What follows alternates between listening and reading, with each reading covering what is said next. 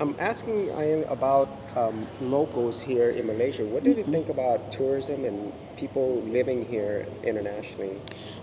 They're very welcoming. Okay. We have always been a society or a community that is very welcoming towards guests or tourists from other countries.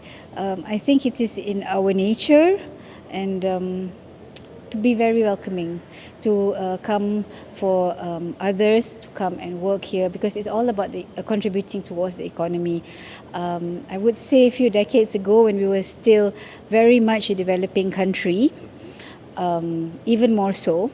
But now, I think we welcome those people who we like areas of expertise. So we are not adverse to having non-Malaysians to come and work and live here. It's all about the economy really. So there's no issues about that. So, and I also had a question about how do locals feel? Because typically in some countries where there's too much people who are not native, that it does raise the cost of living for them. How do Malays feel about that?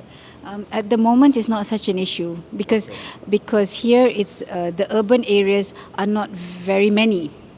So if you're talking about cost of living going up, it's say for Kuala Lumpur, Yes. it's only it's pockets of areas that have this issue, so to speak. So one of it is actually not far from here, like I said, where the Koreans are and stuff like that.